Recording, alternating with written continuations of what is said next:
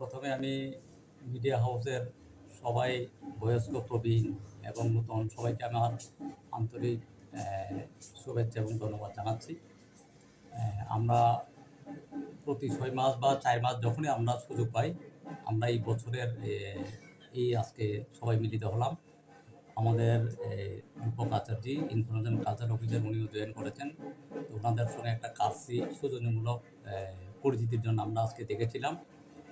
পাশাপাশি আমাদের যেহেতু পরিপূরক সাংবাদিকের সঙ্গে আমাদের দপ্তরের, তাতে আমাদের নিউজ করার ক্ষেত্রে, ডেভেলপমেন্ট নিউজের ক্ষেত্রে আমরা কীভাবে আরও বিভিন্ন সমস্যাগুলি মানুষের কাছে আমরা তুলে ধরতে পারি, সম্প্রচার করতে পারি সত্যনিষ্ঠ সংবাদগুলি, এটা নিয়ে আমাদের মূলত আজকের আলোচনা হয়েছিল।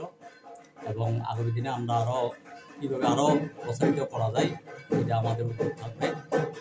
এর মধ্যে আমাদের সুখবর হয়েছে, আমাদের এখানে 2 জন সাংবাদিক এই ডিস্ট্রিক্টের, একজন হচ্ছে কণিকা চক্রবর্তী তেলিয়ামুড়া, আর একজন হচ্ছে সঙ্গীতা ভট্টাচার্য।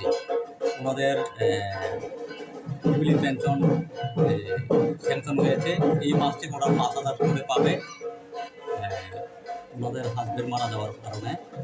তো মিনিমাম হলেও আমরা চেষ্টা করেছি যাতে তাদের ফ্যামিলিকে কিছু সাহায্য করার জন্য। এই হিসেবেই এই মাস থেকে ওরা 5,000 করে সাংবাদিক ভাতা পাবে, ফ্যামিলি পেনশন। তো এছাড়া আমাদের সামনে প্রোগ্রাম আছে ভাষা দিবস, মাতৃভাষা দিবস। মাতৃভাষা তো মায়ের দুগ্ধের মতন সকলেরই ভাষা।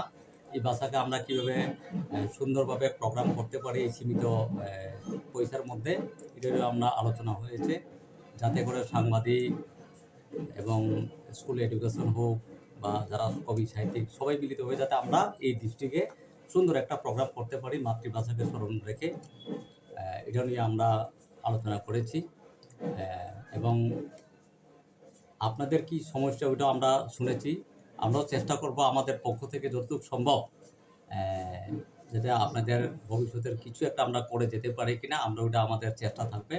আপনারাও আপনাদের যা যা সমস্যাগুলি আপনারাও যদি আপনাদের হাউস এবং যদি প্রয়োজনে আপনারা দপ্তরেও চিঠি দেন, তাহলে আমরা এই বিষয়গুলি আমরা যত্ন সহকারে আমরা চেষ্টা করব যাতে আপনাদের কিছু একটা উপকার করতে পারি। এই থাকলো আমাদের আজকেই মূল আলোচনা। সবাইকে ধন্যবাদ।